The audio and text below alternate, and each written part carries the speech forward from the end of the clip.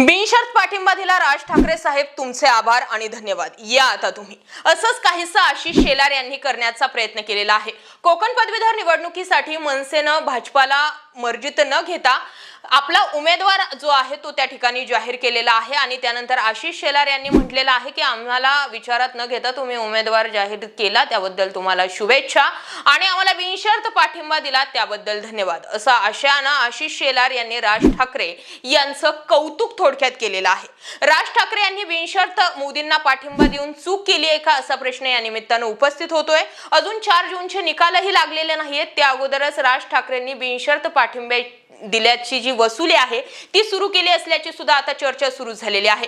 कोकण निमित्तानं पुन्हा एकदा भाजपा आणि राज ठाकरे जे आहेत ते आमने सामने येणार आहे आणि अशामध्येच पुन्हा राज ठाकरेंना भाजपला दिलेला पाठिंबा काढून घ्यावा लागणार आहे आणि पुन्हा तटस्थ राहावं लागणार असल्याची चर्चा आहे. तुम्हाला काय वाटतं? राज ठाकरे यांनी भाजपला पाठिंबा देऊन चूक केली का?